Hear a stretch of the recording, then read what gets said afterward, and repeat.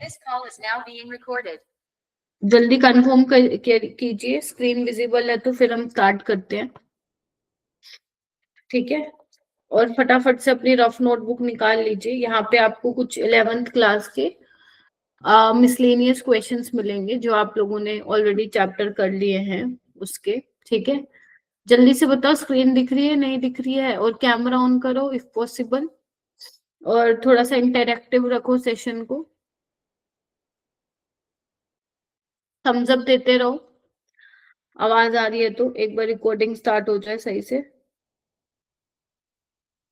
हाँ जी, Ludhiana boys, Ludhiana girls बोलो, गुरदासपुर वाले बच्चे बताइए।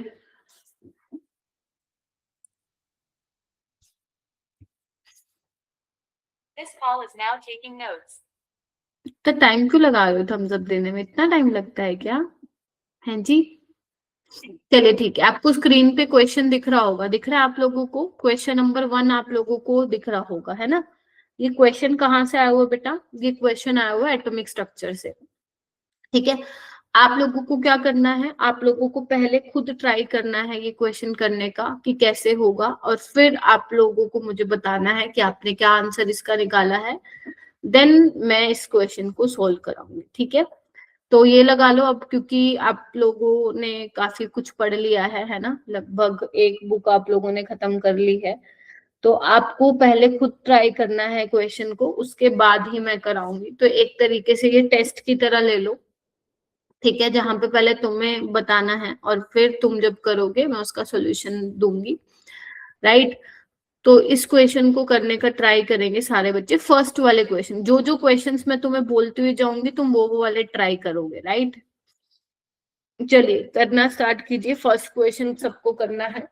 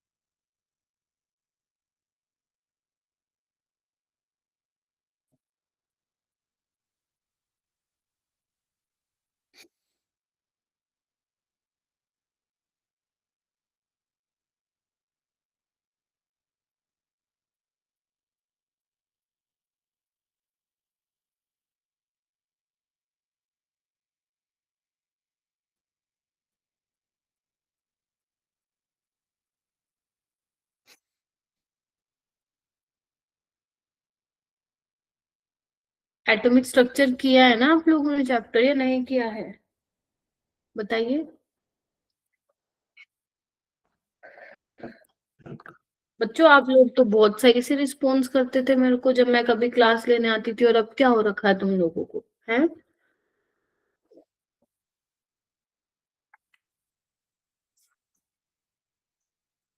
देखो आपको क्या दिया हुआ, electron in the nth orbit of lithium 2+ is excited to n+1 orbit. Electron जो nth ऑर्बिट में है वो किसी nn+1 ऑर्बिट में एक्साइट किया है। जो एनर्जी एब्जॉर्ब की है उसने ये वाली की है 1.47 इंटू 10⁻⁻17 जूल किया है। आपको n की वैल्यू बतानी है, तो रिडबर्ग कांस्टेंट की आपको ये वैल्यू दे रखी है। एक बात बताओ, तुम जब एनर्जी निकालते हो, चेंज इन एनर्जी, जब इलेक्ट्रॉन ट्रांजिशन करता है तो जूल में क्या होती है एनर्जी, यही तो होती है।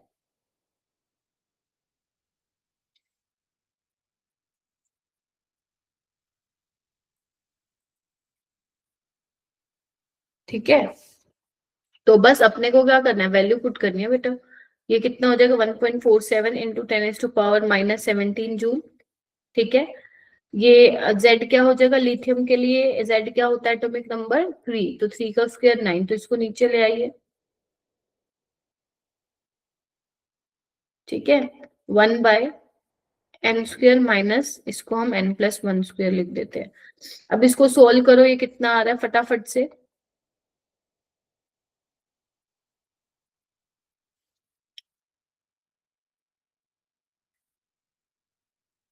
19.62 आ रहा है नीचे।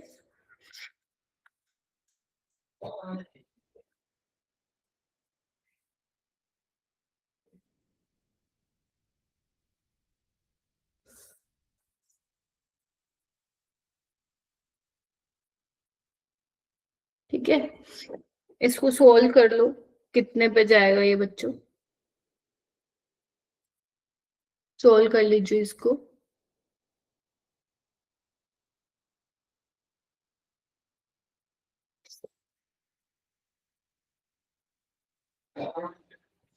देखो जब आप इसको काटोगे ना, कैंसिल आउट करोगे, तो लगभग ये 3/4 के आसपास बनेगा। ठीक है, मतलब ये 3/4 के आसपास आएगा। ठीक है, अब क्या करना है आपको, ऑप्शन से चेक करो कि ये कब 3/4 होगा। अगर देखो मैं n की वैल्यू 2 ले लेती हूँ बेटा, n की वैल्यू अगर मैंने 2 ले ली, तो 2 का स्क्वायर 4, 2+1 क्या होगा 3, 3 का स्क्वायर 9, है ना। तो आपका 3/4 आ पाएगा क्या, नहीं आ पाएगा, यस और नो। तो ये नहीं हो सकता। अगर आप n3 ले लोगे, यानी कि 9, और यहाँ पे 3+1 क्या हो जाएगा 4, ये 16 हो जाएगा, तब भी नहीं आएगा आंसर। अगर आप 1 लोगे तो क्या होगा, अगर आप n1 लेते हो मेरा बेटा, तो क्या होगा, 1 का स्क्वायर, 1+1 2, यानी कि 2 का स्क्वायर 4, तो ये क्या हो जाएगा 4-1/4, दैट इज 3/4। तो जब आप n1 लोगे ना, तो आपका क्या आएगा आंसर, 3/4 आएगा, यानी कि n क्या रहेगा बेटा, n क्या रहेगा अपना, 1 रहेगा। ठीक है, तो इस तरीके से क्वेश्चन को सोल्व करना था। ठीक है, तो ये फॉर्मूला बहुत इंपॉर्टेंट है। इलेक्ट्रॉन वोल्ट में क्या होता है formula, 13.6 z², 1/n1² minus 1/n2²। n1 दिखा रहा है लोअर स्टेट को, और n2 दिखा रहा है हायर स्टेट को। ठीक है, तो ये इंपॉर्टेंट है क्वेश्चन। इसके बाद तुम करो थर्ड वाला, थर्ड वाला करो, चलो थर्ड वाला कर सकते हो तुम। De Broglie wavelength of an electron in fourth orbit. De Broglie wavelength का रिलेशन पूछा है तुमसे, किसके साथ, बोहर रेडियस के साथ। तो अब इसको सोल्व करके मुझे बताइए कि क्या आएगा।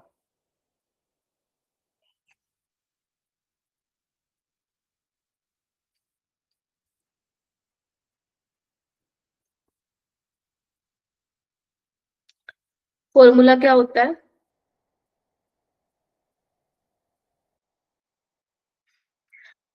2πr is equal to n lambda.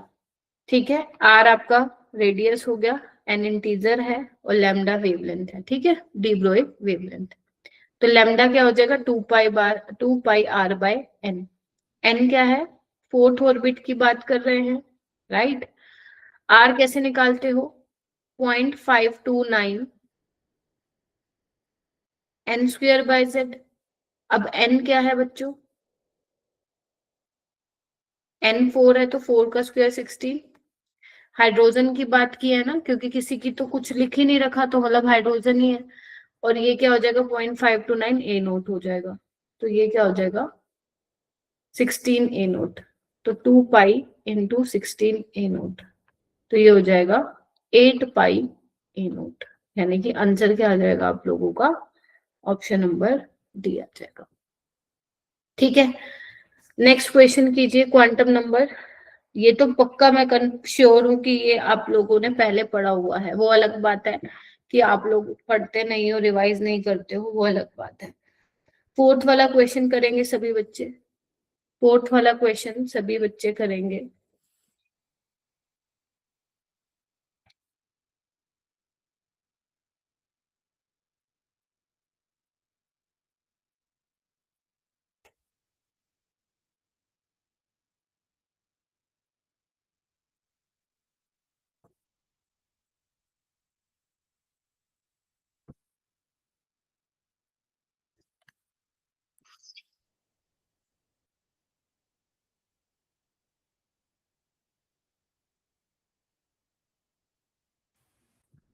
आप लोग ही बताएंगे कि क्या किया है।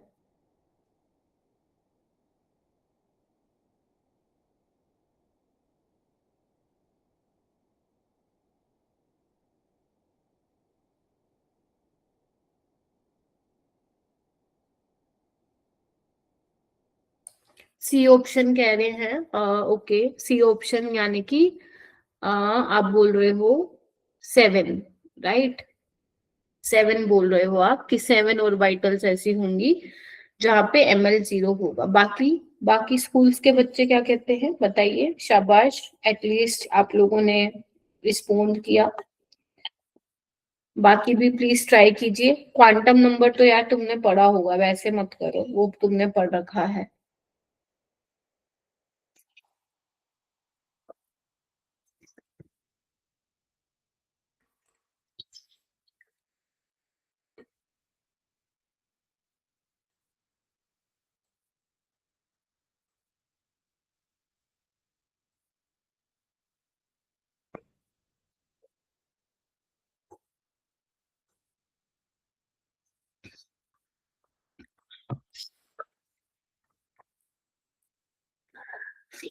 बट इस क्वेश्चन में कुछ भी नहीं है, ये सब आपके प्रीवियस ईयर क्वेश्चन ही है। इधर देखो, आपको बोला मैक्सिमम नंबर ऑफ ऑर्बिटल्स कितने होंगे जहां पे आपके लिए क्या बोला हुआ है, which can be identified n is equal to 4 और ml 0। n आपका प्रिंसिपल क्वांटम नंबर है और ml क्या है, मैग्नेटिक क्वांटम नंबर है ना। तो आपको दिया हुआ है ml की वैल्यू 0 है। तो एक बात बताओ, जब प्रिंसिपल क्वांटम नंबर 4 होता है तो उसके करस्पॉन्डिंग सबशेल कौन सी होती है? 4s होता है, 4p होता है, 4d होता है और 4f होता है। ठीक है, s के करस्पॉन्डिंग एक ऑर्बिटल ही होता है, ml की वैल्यू 0 होता है यहाँ पे। p में 3 होती है, px py pz, जिसमें से एक 0 होती है। d में 5 ऑर्बिटल, 5 वैल्यूज होती हैं, +2 +1 0 -1 -2। तो इसके लिए भी एक ऑर्बिटल ऐसा होगा जिसके लिए 0 वैल्यू होगी और f में भी एक ऐसा होगा। तो ऐसे कितने ऑर्बिटल हैं बताओ? टोटल हो गए अपने 4। तो आंसर क्या आएगा बच्चों? 4 आएगा, ना कि 7 आएगा। 7 आपने कैसे बोला था?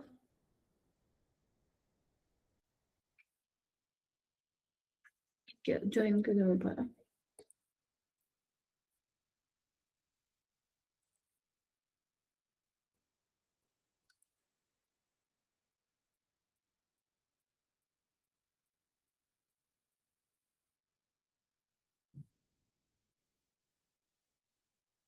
हाँ जी, जिन्होंने 7 बोला था, ठीक है क्या?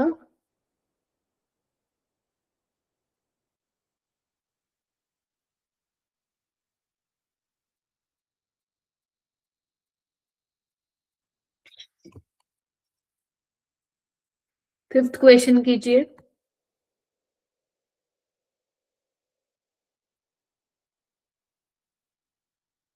फिफ्थ क्वेश्चन कीजिए। Which question should I repeat बेटा? Fourth one? Fourth one repeat करना है?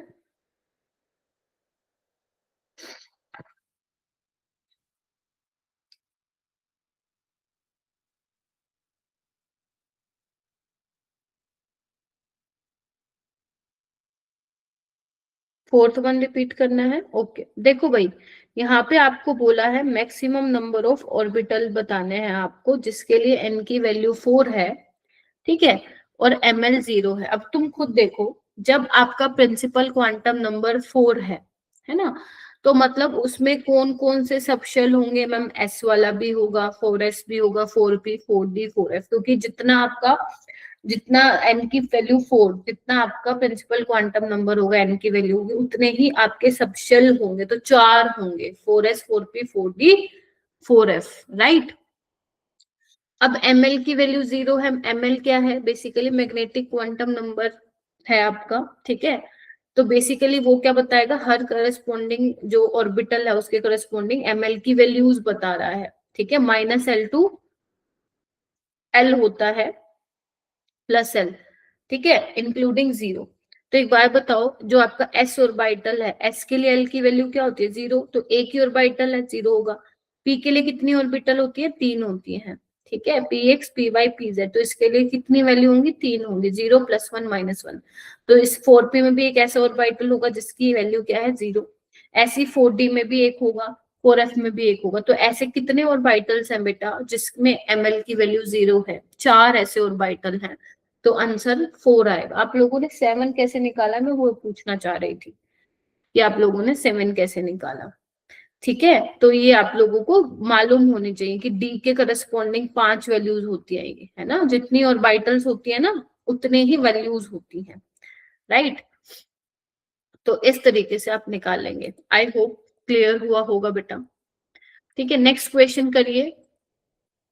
अगर आप लोगों ने नहीं पढ़ा हुआ ना ये क्वांटम नंबर, तो प्लीज इसको पढ़ लीजिएगा। आपके 12th में ये, मतलब आपके जेई में काफी पूछा जाता है। 5th क्वेश्चन करेंगे। 5th क्वेश्चन करो।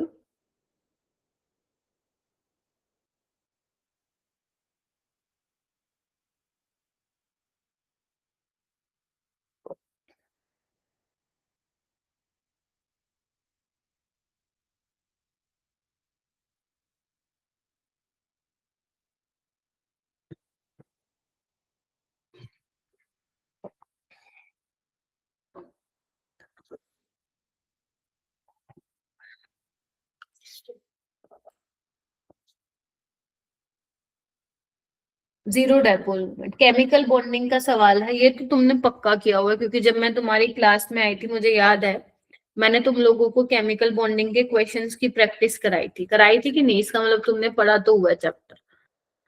ठीक है, अब पढ़ा हुआ है तो मुझे करके बताओ कि ये वाला क्वेश्चन किस तरीके से सोल्व करेंगे अपन, 5th वाला।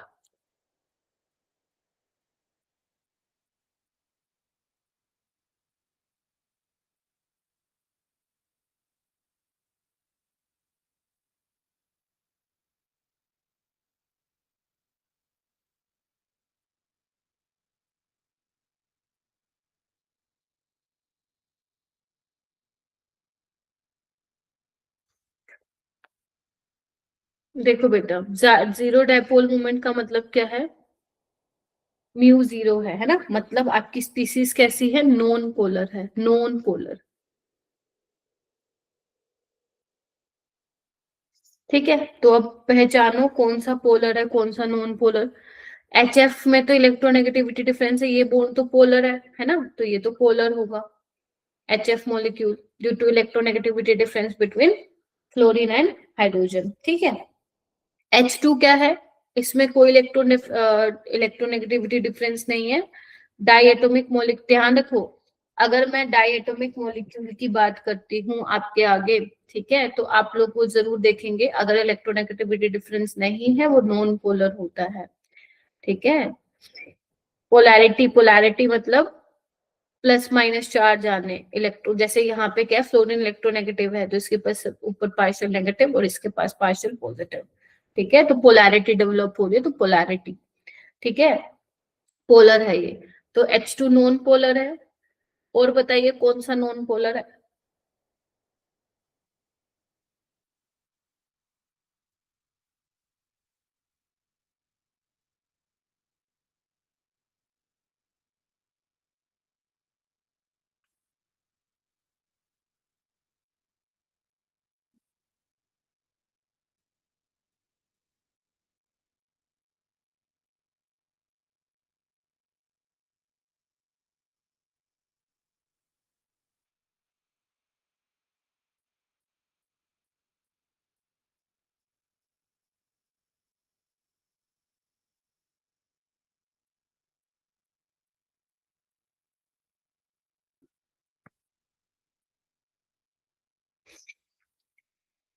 बच्चों, आप लोगों ने कुछ पढ़ाई कर रखी है कि नहीं कर रखी है? हैं? मुझे तो ये भी नहीं मालूम है आप लोगों ने सच पढ़ रखा है या नहीं, या मुझे तो ये भी नहीं पता लग रहा आप मुझे सुन भी रहे हो या नहीं सुन रहे हो। टीचर अपना टाइम इन्वेस्ट कर रहा है यहाँ पे, और आप लोग कुछ रिस्पॉन्स ही नहीं कर रहे हो। एक ही सिर्फ लुधियाना वाली जो गर्ल्स हैं सिर्फ वही रिस्पॉन्ड कर रही हैं, बाकी और कोई नहीं कर रहा। क्यों? बाकियों को क्या पढ़ाई नहीं करनी है क्या? है? H2 नॉन पोलर है। ठीक है बच्चों, कोई बात नहीं, आप जब ऐसा करते हो तो आप टीचर से भी कुछ नहीं एक्सपेक्ट कर सकते फिर, है ना।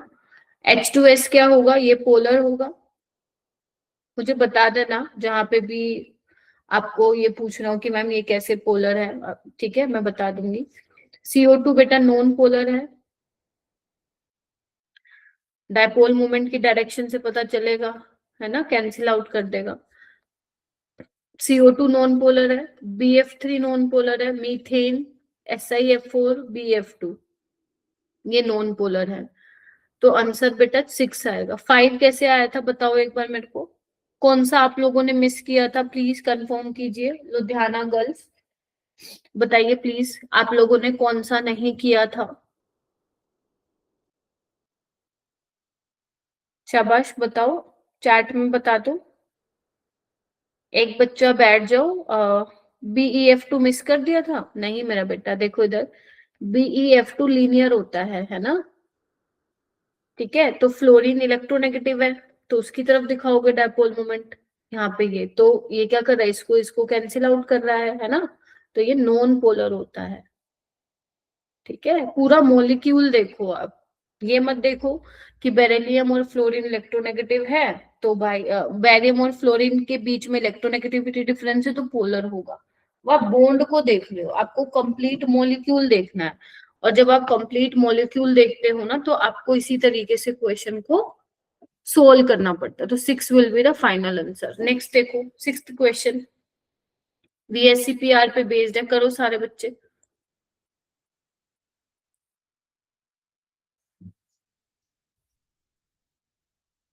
6th क्वेश्चन करेंगे।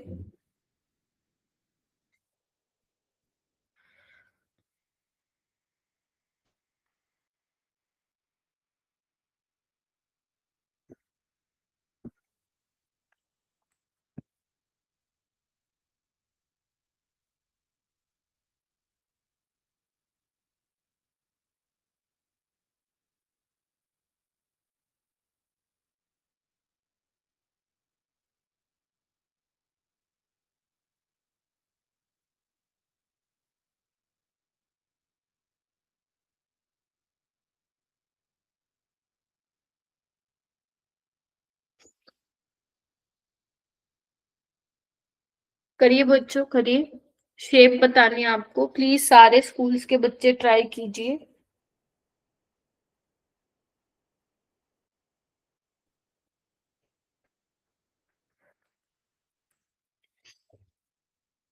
अब अगेन वही लुधियाना गर्ल्स, क्यों बाकी क्यों नहीं कर रहे हो। Ludhiana boys B, okay great. बाकी बच्चे, ये तो पढ़ा हुआ है आप लोगों ने, बी बोला है। चलिए आइए लेट्स सी, बी है कि नहीं है देखो। SF4 में क्या होता है बच्चों, SF4 में 4 बॉन्ड पेयर और एक लोन पेयर होता है। ठीक है, 4 बॉन्ड पेयर और एक लोन पेयर। ठीक है जी, तो अगर 4 बॉन्ड पेयर एक लोन पेयर होंगे तो सीसा होगा, शेप सीसो शेप होता है ना ऐसे। झूला तो खाया होगा, आपका दोस्त यहाँ बैठा है, तुम यहाँ बैठे हो, है ना, मस्त घूम रहे हो तुम, दिस इज सीसो शेप। ठीक है, BRF3 में क्या होता है, 3 बॉन्ड पेयर 2 लोन पेयर, ये टी शेप होगा, बी का 4। आंसर तो बिल्कुल सही बताया तुम लोगों ने, इसमें 3 bond pair 1 lone pair pyramidal होगा, यहाँ पे 4 बॉन्ड पेयर 0 लोन पेयर, ये टेट्राहेड्रल होगा। ठीक है, तो आप लोगों ने बिल्कुल सही बोला है, वेरी गुड बच्चों वेरी गुड। ठीक है, चलिए आइए नेक्स्ट क्वेश्चन करें। चलिए 7th वाला क्वेश्चन करो, बहुत अच्छा क्वेश्चन है। ऑल आर फ्रॉम 2024 2025 2023, लास्ट 3 साल के क्वेश्चंस लिए हैं मैंने, पूरी 11th के। तो आप मुझे बता देना कौन सा चैप्टर अगर आपने नहीं किया है तो उसके क्वेश्चन अपन नहीं करेंगे।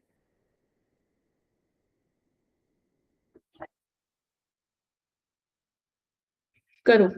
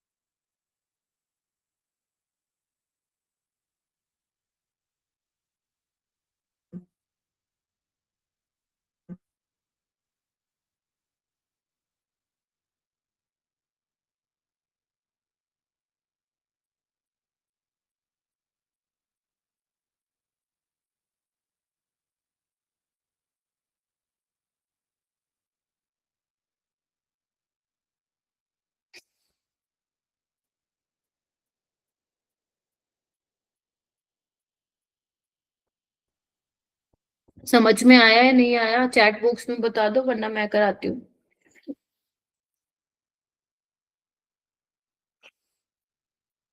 देखो, आपको बोला हुआ है कि मोलिकुलर फॉर्मूला है AX4Y, ठीक है।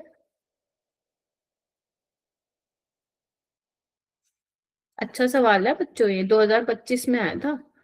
ठीक है, ये मॉलिक्यूल है जिसका फॉर्मूला ये है, वो कह रहे सारे एलिमेंट पी ब्लॉक के हैं। ए जो है रेयरेस्ट है, मोनो एटॉमिक है, नॉन रेडियो एक्टिव है, तो सोचो कौन हो सकता है ये, ए हमारा कौन हो सकता है। रेयरेस्ट है, मोनो एटॉमिक है और नॉन रेडियो एक्टिव है, तो बताओ। नोबल गैस होगी कोई, A should be any noble gas. ठीक है, फिर वो बोल रहे हैं has the lowest ionisation enthalpy among A X Y. A X Y में से ए जो है उसकी आयनाइजेशन एनर्जी सबसे कम है, ठीक है। अच्छा, उसके बाद बोला एक्स और Y first and second highest electronegativity है, तो आपको पता है पूरे पीरियोडिक टेबल में फ्लोरीन ज्यादा इलेक्ट्रोनेगेटिव होता है, फिर ऑक्सीजन। तो यानी कि एफ आपका फ्लोरीन, एक्स आपका फ्लोरीन होगा, वाई आपका ऑक्सीजन होगा।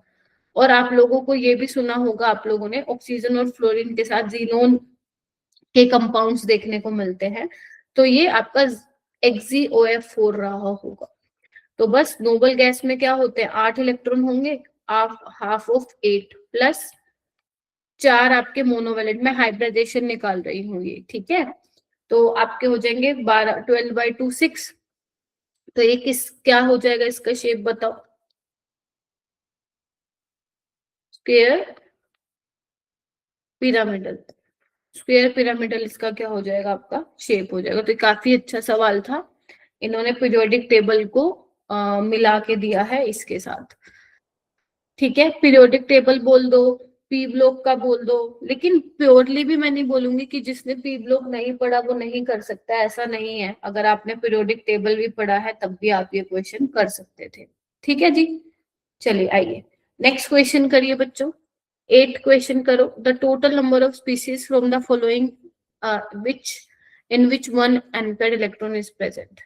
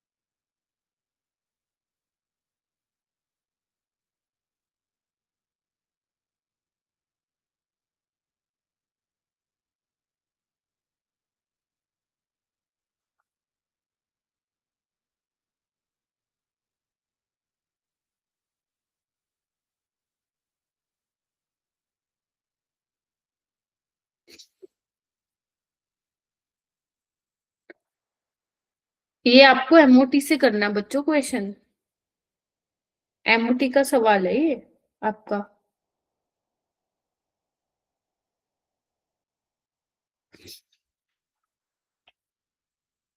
एक बार मैं इसको इरेज कर देती हूँ, देन मैं आपको समझाती हूँ।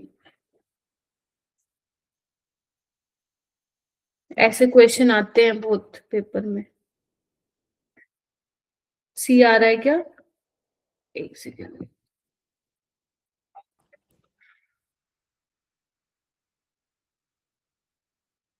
सी यानी कि 4, आप लोग कह रहे हैं 4 इज द आंसर, राइट। चलो देखते हैं बच्चों। देखो, आप लोगों को ना ये मालूम होना चाहिए पहले तो कि डायमैग्नेटिक कौन होते हैं और पैरामैग्नेटिक कौन होते हैं। डायमैग्नेटिक वो होते हैं जिसके पास अनपेड इलेक्ट्रॉन नहीं होता है। पैरामैग्नेटिक वो होते हैं जिनके पास एटलीस्ट एक अनपेड इलेक्ट्रॉन होता है ना। तो इसको आप पहले तो ट्रिक से ये सोल्व कर लो कि पैरा है या डाया है। ठीक है, तो इधर देखो, अगर आपके ओड नंबर ऑफ इलेक्ट्रॉन है, ध्यान से देखो, ओड नंबर ऑफ इलेक्ट्रॉन है, साथ ही साथ 10 इलेक्ट्रॉन है और 6 इलेक्ट्रॉन है किसी स्पीसीज में, तो वो आपकी पैरामैग्नेटिक स्पीसीज होती है, मतलब उनके पास अनपेयर्ड इलेक्ट्रॉन होंगे। इनके अलावा जो भी बचे even number of electron excluding 10 और 16, वो आपके होंगे बच्चों डायामैग्नेटिक होंगे। ठीक है, now you need to check. सबसे पहले मैं बात करती हूँ N2 की, तो N2 में 14 इलेक्ट्रॉन है। ठीक है, इवन नंबर ऑफ इलेक्ट्रॉन है, तो ये क्या हो जाएगा, डाया। तो अपने को डाया तो चाहिए ही नहीं, अपने को वो चाहिए जिसमें एक अनपेयर्ड है, और एक अनपेयर्ड किस में होगा, पैरामैग्नेटिक स्पीसीज में, तो हटा दीजिए। O2 में क्या होगा, 16 इलेक्ट्रॉन है। अब 16 कौन सी कैटेगरी में आ रहे हैं, पैरा में, लेकिन यू नीड टू चेक कि इसमें एक अनपेयर्ड इलेक्ट्रॉन होता है कि नहीं होता है। तो O2 में पाई स्टार 2p(x) और पाई स्टार 2p(y) में एक एक इलेक्ट्रॉन होता है। ठीक है, यानी कि दो अनपेयर्ड है, तो ये भी नहीं हो सकता है, हटा दीजिए। उसके बाद बात करते हैं हम, पहले ये देख लो O2 2 नेगेटिव, ये देखो, अगर मैं O2 नेगेटिव की बात करूंगी तो 17 इलेक्ट्रॉन होंगे, तो ये भी पैरामैग्नेटिक। तो ये 16 के लिए था, तो 17 के लिए ऐसा हो जाएगा, मतलब O2 नेगेटिव में एक अनपेयर्ड इलेक्ट्रॉन है। O2 2 नेगेटिव मतलब 18 इलेक्ट्रॉन। 18 इलेक्ट्रॉन का मतलब क्या होगा, ये भी भर जाएगा, तो ये तो नहीं होगा। H2 प्लस में एक ही इलेक्ट्रॉन है, ये तो होगा ही होगा। Cn नेगेटिव 6 + 7 + 1 14 इलेक्ट्रॉन, और 14 किस में आएगा, इवन में, तो ये भी नहीं हो सकता। Helium 2 plus 3 electron, sigma 1s2 sigma 1s1, ठीक है, सिग्मा स्टार 1s1। ठीक है, तो ये भी क्या होगा, पैरा होगा और एक अनपेयर्ड होंगे, तो कितने हो गए, 1 2 3 हो गए। अब C2 नेगेटिव रह गया, C2 नेगेटिव देखेंगे सारे बच्चे, ग्रीन कलर नहीं दिख रहा होगा ना आपको सही से, हाँ। C2 नेगेटिव में कितने हैं, 13 इलेक्ट्रॉन। तो जब आप इसका इलेक्ट्रॉनिक कॉन्फ़िगरेशन लिखोगे तो आपको दिखेगा सिग्मा 2p(z) में एक इलेक्ट्रॉन है। ठीक है, तो ये भी क्या होगा, अनपेयर्ड इलेक्ट्रॉन एक होगा, तो 1 2 3 और 4, तो आंसर 4 होगा। आप लोग 3 क्यों बोल रहे थे मेरे को, 3 कहां से करके आए थे आप लोग, थोड़ा बताओ मेरे को। हाँ जी, एवरीवन।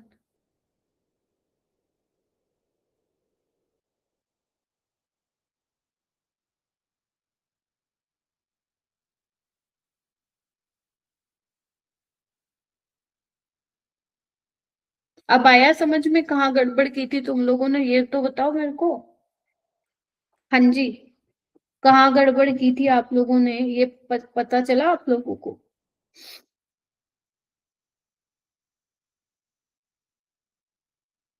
कंफर्म कीजिए, जिन्होंने मेरे को आंसर दिया था, लुधियाना गर्ल्स बॉयज।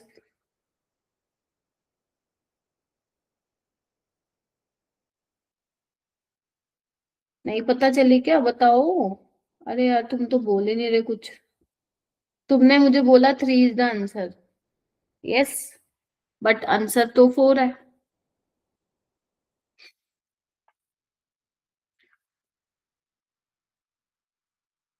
ये वाला क्वेश्चन करो, 12 वाला करो, 12 वाला, 12th वाला करेंगे क्वेश्चन।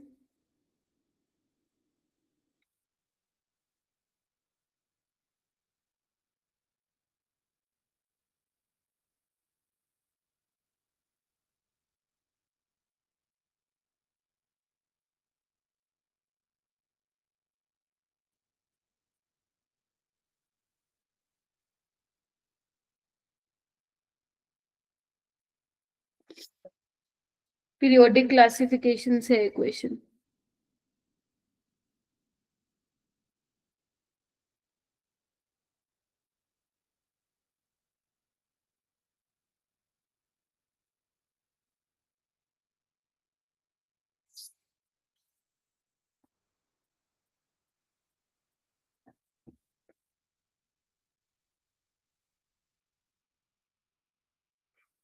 आपको देखो 5 आयनाइजेशन एनर्जी की वैल्यू दी हुई है, 800, 2400 समथिंग, 3658, 25024, 32,824।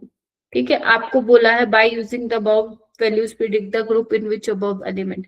आपको ये वैल्यूज को यूज करके ये बताना है कि आपका एलिमेंट कौन से ग्रुप का है। कैसे बताते हो?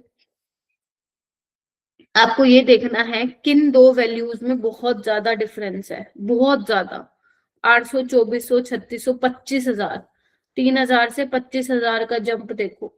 मतलब जब तुम 3 इलेक्ट्रॉन निकाल लोगे, तीसरे के बाद जब तुम 4th इलेक्ट्रॉन निकालने जाओगे, तो भाई साहब तुम्हें हद ज्यादा एनर्जी देनी पड़ेगी निकालने के लिए, तभी इतनी ज्यादा आयनाइजेशन एनर्जी उसकी है। तो यानी कि तीसरा इलेक्ट्रॉन निकालने के बाद ना, यानी कि वैलेंस इलेक्ट्रॉन कितने रहे होंगे उसमें? 3 रहे होंगे, ध्यान रखना। ठीक है, इस तरीके से क्वेश्चन करते हैं। कैसे? आप देख लो किन दो वैल्यूज में सबसे ज्यादा डिफरेंस है। तो 3rd और 4th में है ना, तो बस 3 वैलेंस इलेक्ट्रॉन इसमें रहे होंगे। या फिर ऐसे करो, जहां पे भी जिन दो वैल्यू में आयनाइजेशन एनर्जी बहुत ज्यादा, बीच में एक लाइन खींचो। लाइन के लेफ्ट में देखो कितनी वैल्यूज हैं, 3। तो आपका 3 इसका आंसर होगा, मतलब वैलेंस इलेक्ट्रॉन का। आपसे ग्रुप पूछा है तो ये ग्रुप नंबर 13 का कोई मेंबर होगा, क्योंकि ग्रुप में क्या होता है, 13 में NH2 NP1 होती है, जनरल इलेक्ट्रॉनिक कॉन्फ़िगरेशन। ठीक है, तो वैलेंस इलेक्ट्रॉन उसमें 3 होते हैं। तो आपको एक ग्रुप 13 का एलिमेंट है। ठीक है जी, 13 वाला क्वेश्चन करेंगे सारे बच्चे। 13 क्वेश्चन करिए।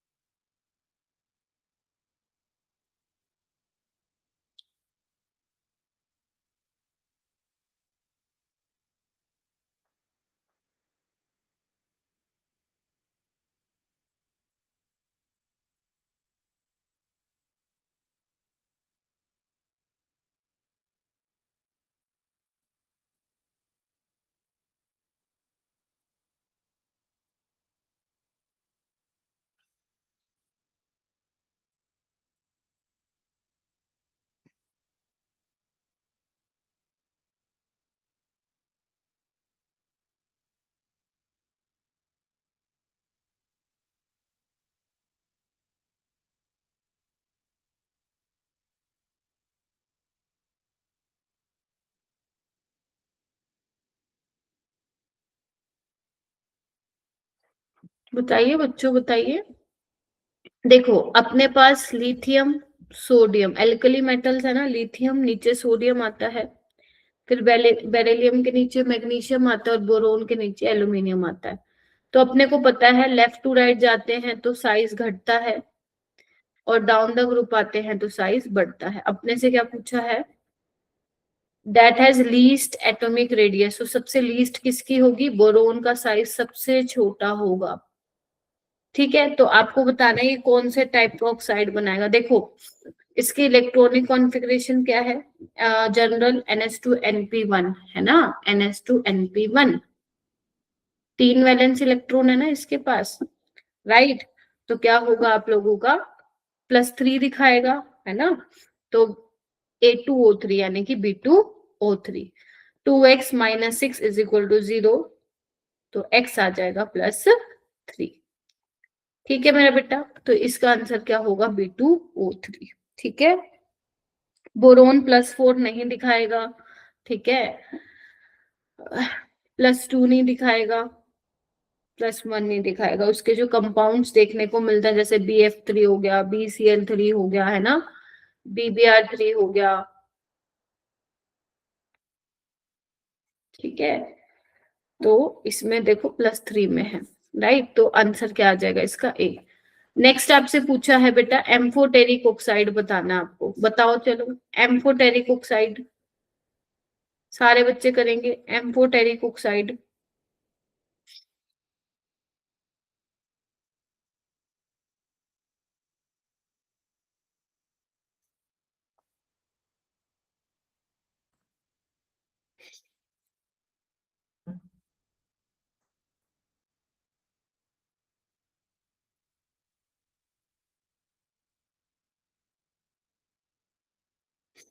ठीक है। एम्फोटेरिक ऑक्साइड्स मतलब क्या हुआ? जो बेस की तरह भी एक्ट कर सकते हो और एसिड की तरह भी। एक बार देखना, जो ये एल्कली मेटल का ऑक्साइड है, तो देखो सोडियम इज एल्कली मेटल के ऑक्साइड्स बेसिक इन नेचर होते हैं, हटा दीजिए। ठीक है, Cl2 7 non metallic oxide acidic in nature होता है, हटा दीजिए। ठीक है, उसके अलावा यहाँ पे देखो N2O और NO, अगर आपको पता होगा न्यूट्रल ऑक्साइड्स का आपका ट्रिक क्या होता है, नो को नाश हुआ, है ना, नो को नाश हुआ। NO को यानी कि ये CO कार्बन मोनोऑक्साइड, नाश N2O हुआ यानी कि वाटर। अब N2 और NO क्या न्यूट्रल है, तो बचा क्या, आर्सेनिक का ऑक्साइड। तो आर्सेनिक का ऑक्साइड आपका क्या होगा बच्चों, एम्फोटेरिक होगा। ठीक है जी, बोलो। इस तरीके से करना है। और देखो ऑर्गेनिक तो मेरे ख्याल से आपने बिल्कुल भी नहीं पढ़ रखी है ना, ऑर्गेनिक नहीं पढ़ रखी है ना आप लोगों ने। ठीक है, और क्वेश्चन देख लेते हैं कोई 11th का हो।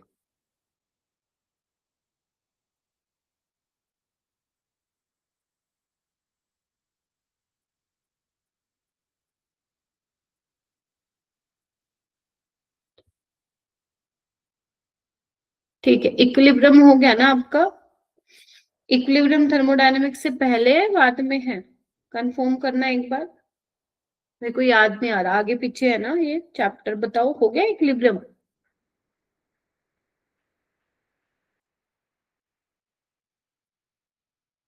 कंफर्म करिए।